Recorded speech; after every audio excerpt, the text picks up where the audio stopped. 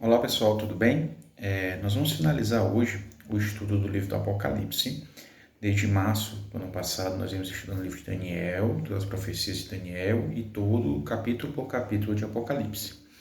E nos restaram os 3 últimos capítulos de Apocalipse agora, 20, 21 e 22, para nós finalizarmos e começarmos um novo ciclo de estudos agora durante esse ano, ciclo de estudos sobre a história da salvação, que nós vamos estudar de Gênesis a Apocalipse, os principais capítulos relacionados com o plano de salvação e com profecias, tá bom?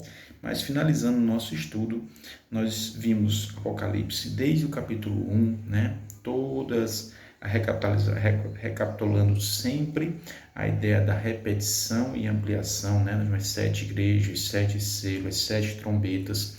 Nós estudamos várias vezes essa história sendo recontada desde a morte e a ressurreição de Cristo até sua volta, até o seu retorno, né? Isso desde Daniel, na verdade. E nós finalizamos no último encontro o capítulo 18 e 19, falando da vitória de Cristo, da queda da Babilônia, né? E agora no capítulo 20, nós temos retomando o assunto da derrota, da destruição dessas bestas do anticristo, com mais detalhes. Nós vamos falar também sobre o milênio, tá bom? Então, o tema de hoje tanto fala sobre o milênio, no capítulo 20, sobre a ideia do inferno. Então, tem polêmicas, tem divergências de opiniões, diversas opiniões.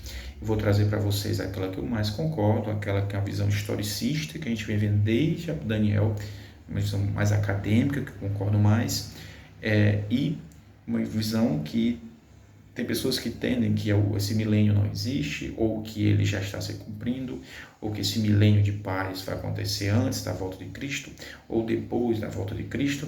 Enfim, eu vou trazer para vocês a ideia que eu acho mais coerente academicamente, mas que isso não seja um motivo de divisão entre nós cristãos, porque a nossa esperança, nosso cerne, o centro da Bíblia é Cristo, de Apocalipse é Cristo, que ele morreu, pagou nossos pecados, ressuscitou, nos deu esperança de vencer a morte e o pecado e vai voltar para nos buscar.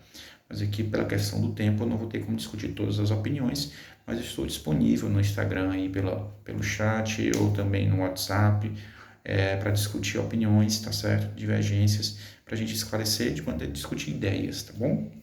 Então, finalizando agora, a gente começa o capítulo 20, falando em detalhes, né?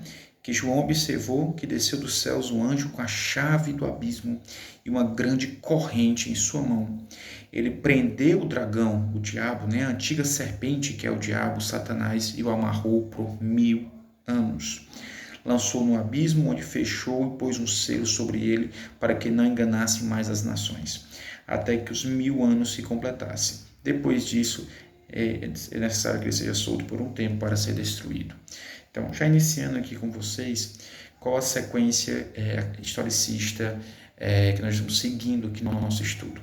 Então, chegou o período da volta de Cristo, né? Se cumpriram as 7 igrejas, nós estamos na 7ª igreja, o 7º selo, e vendo o 7º selo, né? A gente está vivendo os últimos, vai se iniciar, né? O fechamento da porta da graça, que a gente já discutiu, né? Enquanto não há mais chance de arrependimento, as pessoas continuam se santificando, continuem se santificando, quem está vivendo no pecado, continue no pecado. Isso está em Apocalipse 22, verso 11, vocês podem ver isso, né? Então, nesse momento, Jesus vai se preparar para voltar. Então, quando Jesus volta, assim como a gente viu, está em Tessalonicenses, né? Aqueles que estão dormindo em Cristo serão ressuscitados, tá bom? E nós que estivermos vivos seremos glorificados, e todos nós arrebatados aos céus com Cristo, tá bom? O que vai acontecer nesse período, tá bom? Existe um período chamado milênio, e nessa visão historicista acadêmica que eu estou trazendo para vocês, entende-se o milênio se inicia agora. Como eu falei, tem pessoas que se entendem de forma diferente, que o milênio já está acontecendo, ou acontece antes da volta de Cristo e tal. Enfim, eu não vou discutir isso. Eu vou falar essa visão que a gente vem desde o começo, desde Daniel, apresentando para vocês, tá bom? Então, o que acontece? Jesus volta, e nesse momento os salvos, os mortos salvos são ressuscitados, os vivos salvos são transformados e glorificados, e eles levados aos céus com Jesus. Os que estão vivos, que não quiseram estar com Cristo, eles serão mortos pela palavra de Cristo. E aí nós temos a terra só com pessoas mortas, que não estão salvas, e o próprio diabo, né, que estaria na terra, ele será preso numa terra informe, uma terra destruída, uma terra consumida, como foi lá no começo, né? A terra era informe, a terra era inóspita e Deus foi criando, né? E nessa terra o diabo será preso, aqui vem as correntes, uma linguagem simbólica. Por quê? Porque ele vai passar 1000 anos, se esses 1000 anos são literais ou não, eu também não vou entrar nessa discussão. Eu entendo, e muitos acadêmicos entendem que são literais, porque é um período entre dois fatos literais, que é a volta de Cristo, né, e a descida de Nova Jerusalém. Porém, essa questão também, quanto tempo realmente são esses 1000 anos, assim, são 1000 anos proféticos também, eu não vou entrar em discussão sobre isso, ou significa apenas muito tempo. Mas enfim, esse período é o período em que Satanás ficará preso aqui na terra sem ter a que tentar. Então a prisão dele é uma prisão circunstancial. Ele vai estar preso sem ninguém com ele e sem ter a quem ele tentar. E nesse período nós estaremos nos céus, os salvos, com Cristo. E aí vamos viver um período chamado de juízo de entendimento, um juízo em que a gente vai julgar até os anjos, como Paulo disse. Ou seja, nós vamos entender o julgamento que foi feito. Por que uns se salvaram, outros não? Por que os anjos que caíram não se salvaram? Não é que a gente vai julgar de fato, nós vamos entender o mérito de Deus, como ele julgou. Né? Então, o juízo antes da volta de Cristo, para decidir quem estaria salvo ou não, existe esse período do milênio onde nós vamos entender os motivos, né, de quem foi salvo, não, porque é um verdadeiro tribunal, e nós não temos onisciência nem os anjos, então Deus vai nos explicar para que nós possamos compreender, e vamos conhecer toda a criação nesses 1000 anos, todos os outros mundos não caídos que Deus criou, vamos conhecer todos os céus e as maravilhas de Deus e compreender, enfim, nesse período de glorificação, né, que nós somos transformados, todos os mistérios da vida. Então, só nesse momento não pecaremos mais, não teremos mais dúvidas na vida, tá bom? Após esses 1000 anos, a Bíblia relata, eu vou ler aqui com vocês rapidamente, né?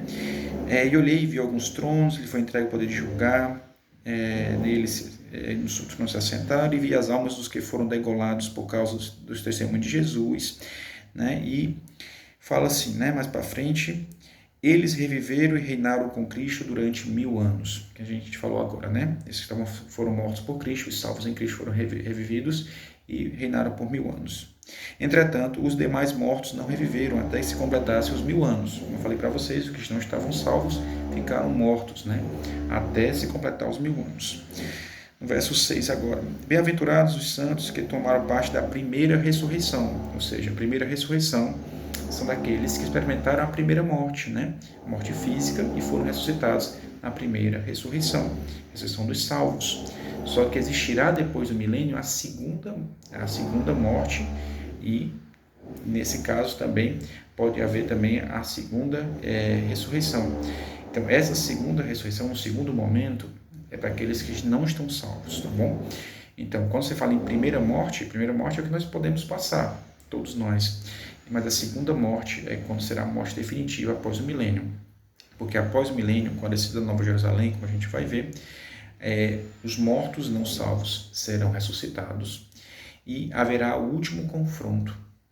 Satanás vai reunir no último ataque à Nova Jerusalém, a cidade santa, e aí nesse momento ele será destruído de fato, ele e os demais que estão com ele no lago de fogo. Essa é a segunda morte. Por isso que ele fala aqui, bem-aventurados os santos que tomam parte da primeira ressurreição, que são esses mortos em Cristo ressuscitados na sua vinda, na vinda de Cristo, né? A segunda morte não tem poder algum sobre eles. Essa segunda morte que vai acontecer após os 1000 anos daqueles que foram ressuscitados, que não estão salvos em Cristo, tá bom? Serão sacerdotes de Deus e de Cristo e reinarão com ele, né, por 1000 anos. E aí o capítulo 20 finaliza, né, falando da destruição total de Satanás de mesmo, né? Então, quando se completarem os 1000 anos, ou seja, só após os 1000 anos, Satanás será solto de sua prisão, ou seja, ele será liberto para tentar aqueles que serão ressuscitados com a descida da Nova Jerusalém, e sairá para seduzir as nações. Gog e Magog significa muita gente, né? Como o número de areia do mar. Infelizmente, muitos não vão querer estar com Cristo, né? Não participarão desse processo, né? Nos céus. E os ajuntarão para uma grande guerra. Então as nações marcharão por toda a superfície da terra e cercarão o acampamento dos santos, a cidade amada, né? A Nova Jerusalém. E nesse momento, um fogo do céu descerá e os devorará. O diabo, que os enganava, foi lançado nesse lago de fogo, que arde no enxofre, onde havia sido confinados as bestas e os falsos profetas. E lá eles serão atormentados de maneira eterna, no sentido de consequências, serão consumidos totalmente. Então, essa é a ideia bíblica de um inferno também. O inferno, biblicamente, ele ocorre nesse momento depois do milênio, com a descida de Nova Jerusalém, a ressurreição dos não salvos, que estarão junto novamente com o diabo para o último ataque contra a Nova Jerusalém. Então, nesse momento, o lago de fogo, ocorre um derramamento de fogo, e esses são mortos, o diabo, as bestas, são mortos, e a terra é purificada por esse fogo, e o pecado nunca mais vai voltar a essa terra. Então, aqui acontece o inferno de fato. O inferno, então, teoricamente, pela Bíblia, não existe ainda, ele vai existir, tá certo? E a ideia de consequências eternas e ver eternamente queimando não é bem isso que a Bíblia nos ensina. Eu posso até discutir com vocês de maneira privada, né? Mas a Bíblia fala em consequências eternas.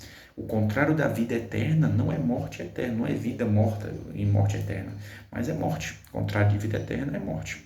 Aqueles que não estarão salvos e o próprio Satanás será destruído, exterminado. Esse termo eternamente é o mesmo termo utilizado, por exemplo, em Judas, que fala que Sodoma e Gomorra queimou com fogo sem fim eternamente. É no sentido que ainda hoje Sodoma e Gomorra está queimando? Não, mas é um fogo que trouxe consequências definitivas eternas. Então, do mesmo jeito, esse é o sentido desse eternidade do fogo do inferno, em consequências, extinguir totalmente. Tá bom?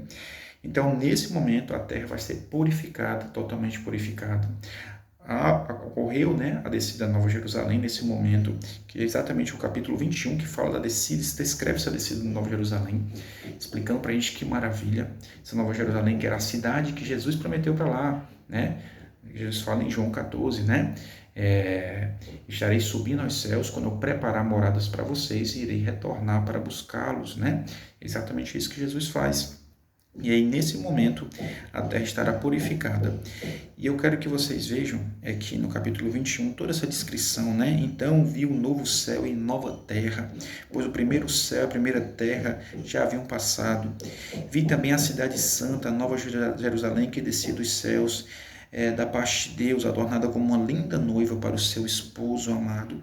E ouvi uma forte voz que pronunciava da voz dela: eis o santuário de Deus, agora está entre os homens, com os quais ele habitará.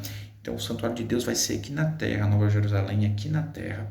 Nós vamos viver essa nova terra, com o santuário de Deus aqui na terra entre nós, para toda a eternidade de paz. E o pecado, a terra, que foi uma referência onde aconteceu o pecado, essa referência para todo o universo, para que o pecado nunca mais aconteça. E o próprio Cristo ficará eternamente com as marcas do pecado, para a gente ver que quão grave é o pecado, né? Então, uma das promessas mais lindas, né? Eles serão o seu povo e o próprio Deus viverá com eles e será o seu Deus. Ele lhes enxugará de todos os olhos toda lágrima, não haverá mais morte, nem pranto, nem lamento, nem dor, porquanto a antiga ordem está encerrada, e eis que faço nova todas as coisas. Que maravilha! Então leiam o capítulo 21. É lindo, maravilhoso essa promessa de Cristo, da volta de Cristo, da descida do milênio, da descida da Nova Jerusalém, da destruição do mal por toda a eternidade. E o capítulo 22 descreve essa Nova Jerusalém, fala do rio que passa, fluía no trono de Deus, passava no meio da rua principal dessa cidade, das dimensões dela, e termina sempre nesse clamor, né? Vem, Senhor Jesus, Maranata. Então o final do livro fala isso. O final de Apocalipse traz a revelação de esperança, o spoiler de esperança. Vem, Senhor Jesus. A igreja clama, o Espírito clama, e nós devemos clamar por isso, porque não perderemos nada, só ganharemos. Tudo o que há de bom nessa terra será levado à perfeição, e tudo o que há de mal não existirá mais. Então, pessoal, é isso. Façam seu estudo pessoal. Deus abençoe a cada um. Eu estou disponível para qualquer dúvida. Um abraço. Até mais.